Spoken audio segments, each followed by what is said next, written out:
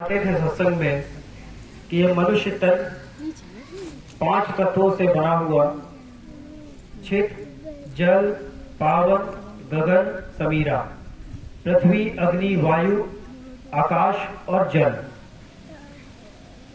जल, पृथ्वी, अग्नि, वायु, आकाश, जो पांचवा तत्व है आकाश, यही एक ऐसा तत्व है जिसकी मदद से आत्मा उस परमात्मा से मिल सकती। बाकी के 4 तत्व उनका अपना अलग काम, लेकिन केवल एक ये तत्व आकाश तत्व ऐसा तत्व है जिससे ये हमारी जीवात्मा उस परमात्मा से मिल सकती। इसी के लिए लिखा, बड़े भाग्य मानुष तन पाया। बड़े भाग्य से ये मनुष्य तन हमें मिला, और इसका केवल एक ही कारण है, ये जीवन, ये शरीर जो मिला, एक ही उसका काम कि हम अपनी इस जीव आत्मा को जीते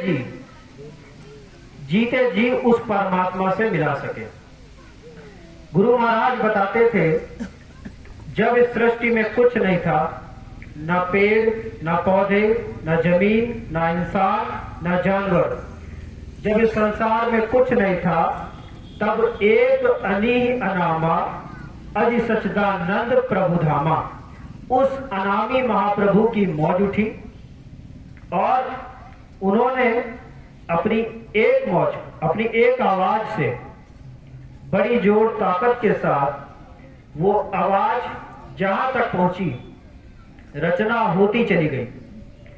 3 लोक की रचना हुई। पहला अगम लोक, दूसरा अलख लोक और तीसरा सतलोक। अगम पुरुष को बैठाया गया अगम लोक में, अलख लोक में अलख पुरुष को, और सतलोक में सतपुरुष भगवान को बैठा दिया गया।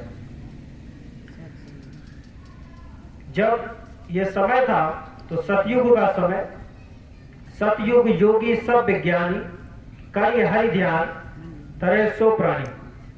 सतयुग का समय, सबकी आंख, सबकी कान खुले थे। जीवात्मा सबको मालूम था कि हम आखिर आए कहां से और हमें जाना कहां पर।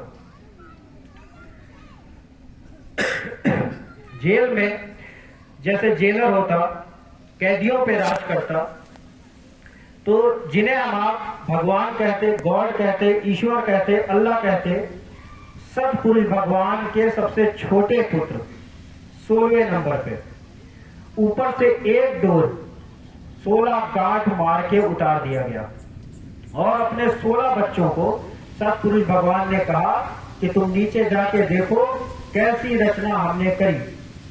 अपने पिता की आज्ञा को मानते हुए 16 बच्चे नीचे धरा भूमि पे आ गए, और पिता के द्वारा करी गई रचना का उन्होंने देखरेख करा।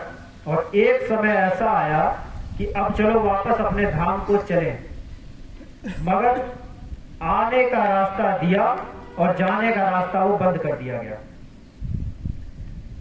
अब 16 बच्चों को ऐसा लगा कि जैसे मालिक ने हमें देश निकाला कर दिया, क्योंकि हमें आने का रास्ता मालूम था, जाने का नहीं। जिस तरह हमें लखनऊ से सागर आने का रास्ता मालूम, अगर जाने का रास्ता हम भूल जाएंगे, भटक जाएंगे, तो हम यहीं पे फंस जाएंगे। ठीक उसी तरह 16 बच्चों ने अपने पिता के लिए तपस्या करनी शुरू करी। अपनी तपोबल से उन्होंने उस मालिक को प्रसन्न किया, और एक वरदान सतयुग के समान उन्होंने राज मांग लिया।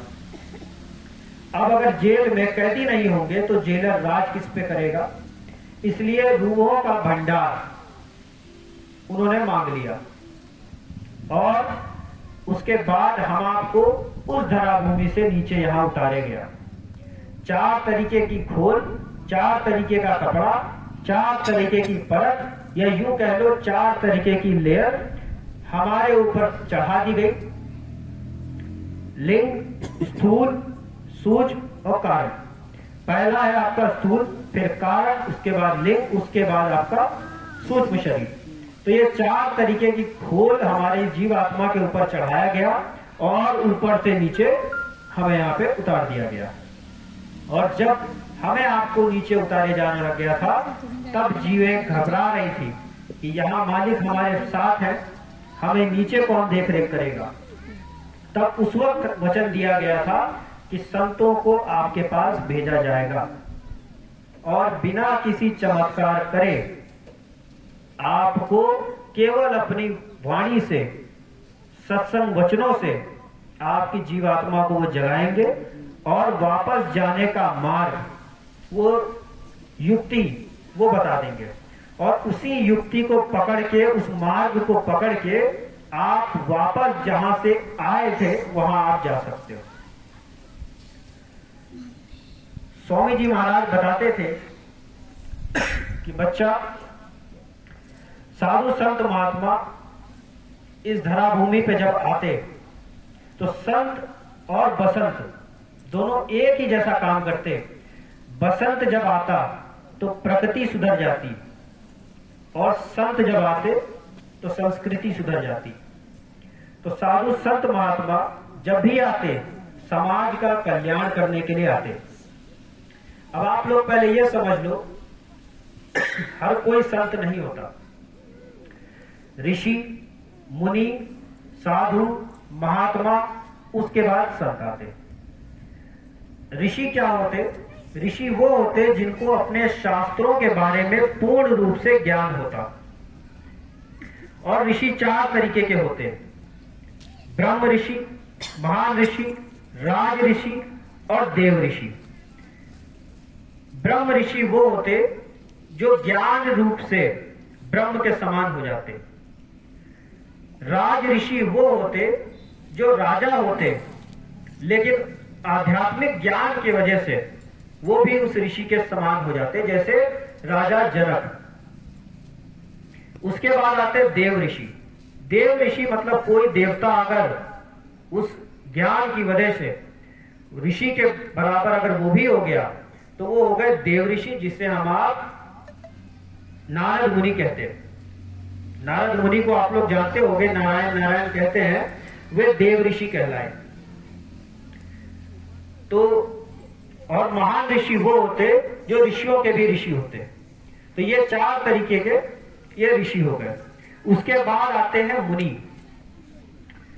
मुनि वो होते हैं जिनकी सोचने की क्षमता बहुत ही गहरी होती। एक आम इंसान उस जितने डीपली जाके वो सोच सकते, एक आम इंसान वो नहीं कर सकता। उसके बाद आते हैं साधु।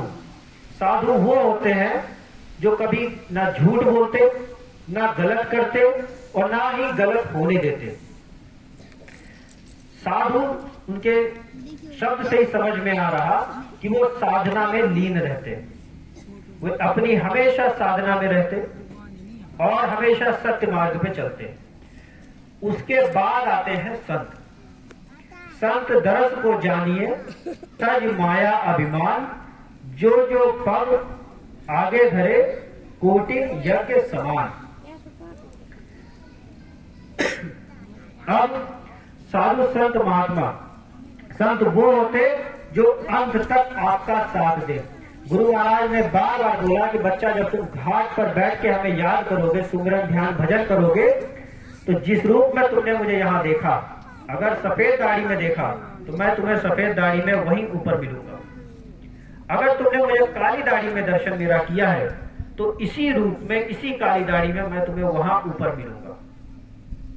तो साधु संत महात्मा वही, संत वही जो अंत तक आपका साथ दे। बीच मझधार में जो छोड़ के चला गया वो संत नहीं। दूसरी बात, स्वामी जी महाराज बताते थे कि बच्चा, भाव और भक्ति अपने गुरु के प्रति हमेशा ये लगन लगी रहनी चाहिए, तब आप गुरु के प्यारे बनोगे। और गुरु का प्यारा बनने के लिए गुरु का दीवाना बनना पड़ेगा, और गुरु का दीवाना बनने के लिए दरबार में हाजिरी बार बार लगानी पड़ेगी। और स्वामी जी महाराज कहते थे कि बच्चा अपने घर में अपने एक बच्चे को आश्रम से जरूर जोड़ देना, और हमारा ये गारंटी है तुम्हारा वृद्धावस्था जब भी आएगा, तुम्हारे दूसरे तीसरे चौथे बेटे का हमें नहीं मालूम, लेकिन जिस बेटे को तुमने दरबार से जोड़ दिया वे तुम्हारी आखिरी तक सेवा करेगा। अगर अपने बच्चों को दरबार से ना जोड़ा तो तुम्हारे यही बच्चे जीते जी वृद्धा आश्रम तुम्हारे घर में तुम्हारे लिए खोल देंगे, और वृद्धा आश्रम आप अपनी पत्नी के साथ वृद्धावस्था में पानी पीने के लिए आप बुलाते रहोगे, ना बच्चा पानी देने आएगा ना बहू आएगी। उस वक्त पछताओगे कि काश हमने साधु संत महात्माओं की भक्ति करी होती, उनके वचनवाणियों को हमने समझा होता, तो आज शायद हमारे संस्कार में कमी हो गई, लेकिन अगर साधु संत महात्मा का दया मौज होती तो हमारा बेटा आज सही रास्ते पे होता। तो स्वामी जी महाराज ने बार बार ये जोड़